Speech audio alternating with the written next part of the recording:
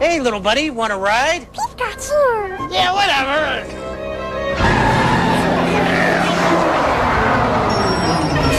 I'll be right back.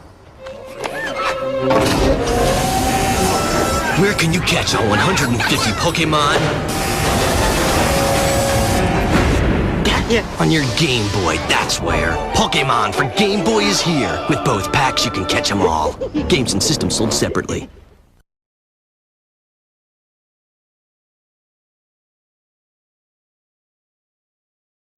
I'm what you call a collector of bootleg Pokemon games, like Pokemon Diamond and Jade, Chaos Black, etc. It's amazing the frequency with which you can find them at pawn shop, Goodwill, flea markets, and such. They're generally fun, even if they're unplayable, which they are. The mistranslations and the poor qualities make them unintentionally humorous.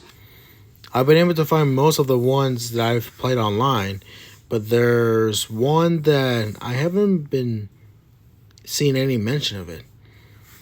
I bought it at a flea market about 5 years ago. Here's a picture of a cartridge in case anyone recognizes it. Unfortunately, when I moved 2 years ago, I lost the game, so I can't provide you with screen caps. Sorry. The game started with a familiar Nidorino and Gengar intro of Red and Blue version. However, the press start screen had been altered. Red was there, but the Pokemon did not cycle through. But it also said Black version under the Pokemon logo. Upon selecting a new game, the game started with the Professor Oak speech. And it quickly became evident that the game was essentially Pokemon Red version. After selecting your Pokemon starter, if you look at your Pokemon, you had an addition to Bulbasaur, Charmander, and Squirtle, and another Pokemon, Ghost. The Pokemon was level 1, and despite of the ghosts that are encountered in the Lavender Tower before obtaining the Subscope, it had a one attack Cursed. I know that there was a real move called Curse, but the attack did not exist in Generation 1, so it appears it was hacked in. Defending Pokemon were unable to attack Ghosts. It would only say they were too scared to move, but when the move Curse was used in battle, the screen would cut to black and the cry of the defending Pokemon would be heard, but it was distorted, play at much lower pitch than normal. The battle screen would then reappear, and the defeating Pokemon will be gone. If used in battle against a trainer, when the Pokeballs representing their Pokemons will be appear in the corner. They would have one fewer Pokeball. The implication was that the Pokemon died. What's even stranger was that after defeating the trainer and seeing Red receive $200 for a winning, the battle commands would appear again. If you select to run, the battle would end as it normally does. You could also select a curse.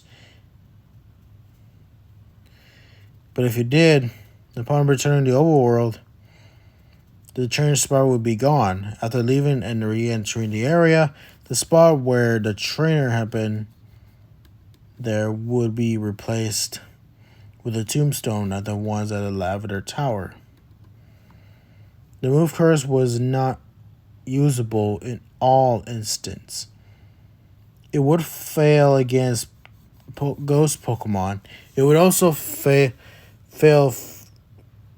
if it was used against trainers that you would have to face again, such as your rival or Giovanni. It was usable in your final battle against them.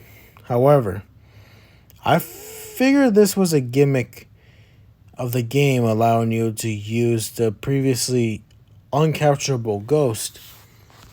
And because ghosts may use cursed made the game so easy, I essentially use it throughout the entire adventure. The game would change quite a bit after defeating the Elite Four. After viewing the Hall of Flame, which consisted of ghosts and the captured Pokemons that I used for HMs, your screen would cut to black. A box title appeared with the words, "Many years later."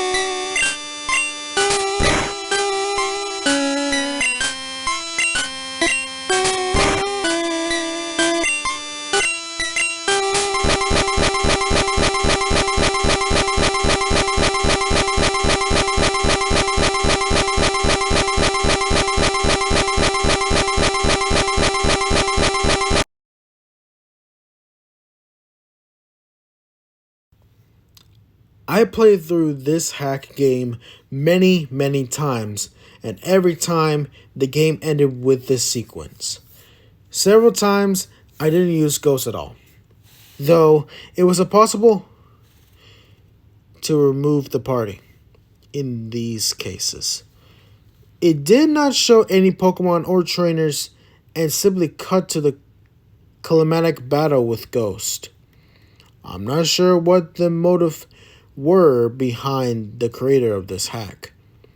It wasn't widely disturbed, so it was presumably not for the motoring gain. It was very well done for the bootleg. It seems he was trying to convey a message, though it seems I am a sole receiver of this message. I'm not entirely sure what it was.